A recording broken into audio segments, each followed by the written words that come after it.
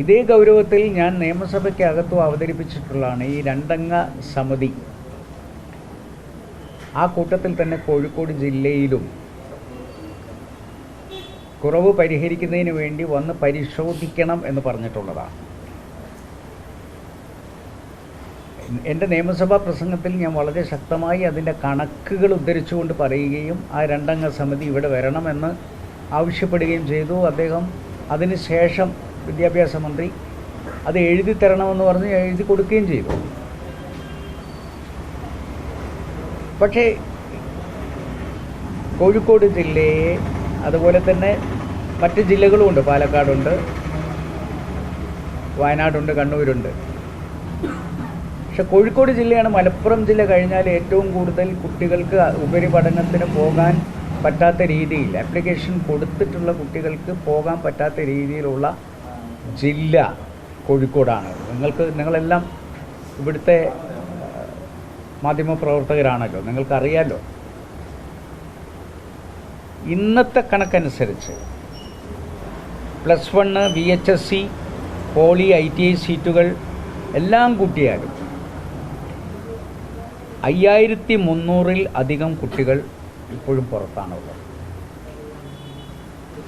ഞാൻ പറയുമ്പോൾ അദ്ദേഹം ഇത് പ്രഖ്യാപിച്ച ശേഷം വീണ്ടും അദ്ദേഹത്തെ കണ്ടപ്പോൾ പറഞ്ഞു, അവിടെ ഇനി പ്രശ്നമൊന്നുമില്ല.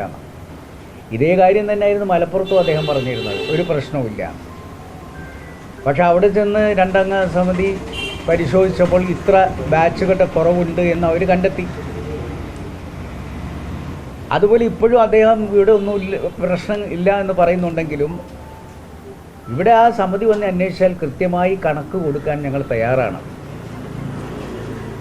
ഞങ്ങളുടെ കയ്യിൽ അതിൻ്റെ കൃത്യമായ കണക്കുകളുണ്ട്. ഞാൻ വേണമെങ്കിൽ ഇത് ഞാൻ വായിക്കാത്തതുകൊണ്ടാണ്, ഇത് ആവശ്യമുള്ളവർക്കൊക്കെ അതിൻ്റെ കോപ്പി എടുത്ത് നമ്മൾ തരാൻ തയ്യാറാണ്. അതുകൊണ്ട്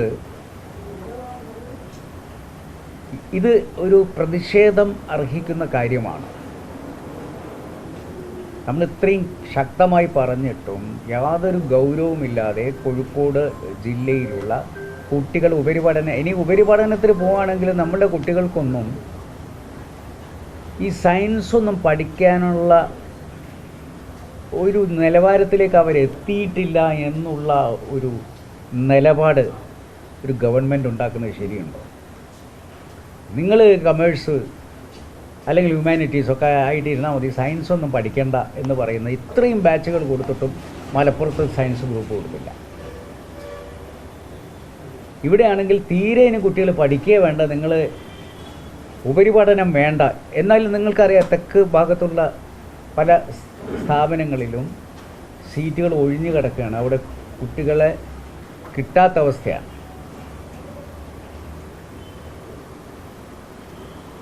അപ്പോൾ എന്തുകൊണ്ട് ഇത്രയും കുട്ടികൾക്ക് പഠിക്കാനുള്ള അവസരം നിഷേധിക്കുന്നു?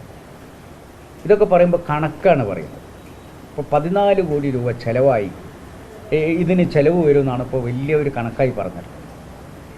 നിങ്ങൾ ഈ കേരളീയം നടത്തുന്നതിന് വേണ്ടി 18 കോടി രൂപ ചിലവാക്കിയിട്ടുണ്ടല്ലോ. അതിനേക്കാൾ പ്രധാനമല്ലേ ഈ കുട്ടികളുടെ വിദ്യാഭ്യാസത്തെക്കുറിച്ചൊക്കെ നിങ്ങൾ നിയമസഭയിൽ നടത്തുന്ന ഗീർവാണങ്ങൾ കേൾക്കുമ്പോഴേ ഞങ്ങൾക്കൊക്കെ അതിൽ ഒരു പുച്ഛം തോന്നുകയാണ്. കാരണം എന്താ വെച്ചാൽ ഈ കുട്ടികളെ ഇങ്ങനെ വഴിയാധാരാക്കിയിട്ടാണല്ലോ ഈ പ്രസംഗങ്ങൾ നടത്തിക്കൊണ്ടിരിക്കുന്നത്.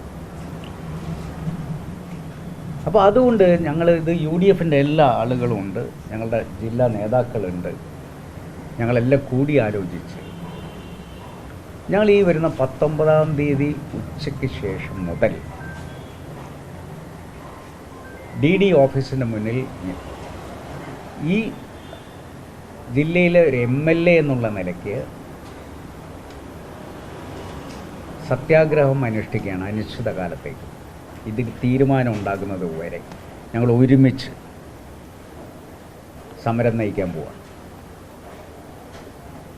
ജില്ലയിലെ UDF അതിന് നേതൃത്വം കൊടുക്കും.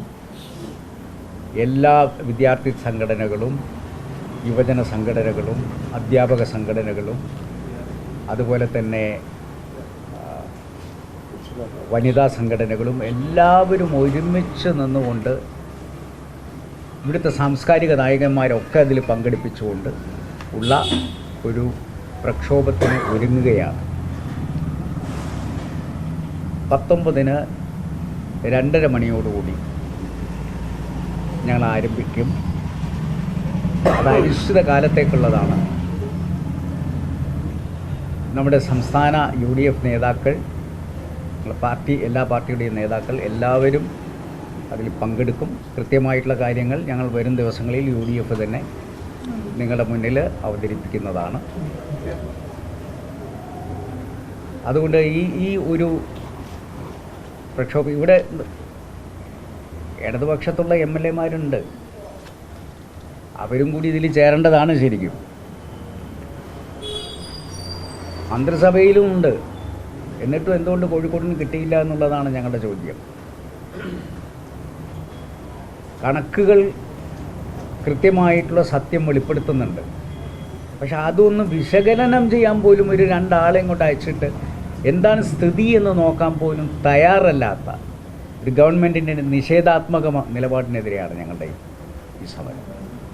അതുപോലെ ഞങ്ങൾ കോഴ്സുകൾ തരുമ്പോൾ മലപ്പുറത്തായാലും അതുപോലെ തന്നെ കാസർഗോഡായാലും നിങ്ങൾ പ്രധാനമായും സയൻസ് ഗ്രൂപ്പുകൾ ഒന്നും കൊടുക്കാതെ ഇവിടെയുള്ള വിദ്യാർത്ഥികൾ ഞങ്ങൾ പറയുന്ന കോഴ്സ് എടുത്ത് പഠിച്ചാൽ മതി എന്ന് പറയുന്ന ഈ ധാർഷ്ട്യം ഇതൊക്കെ അവസാനിപ്പിക്കേണ്ടതാണ് എന്നുള്ളത് കൊണ്ട് ശക്തമായിട്ടുള്ള ഒരു സമരവുമായി ഞങ്ങൾ മുന്നോട്ട് പോവുകയാണ്.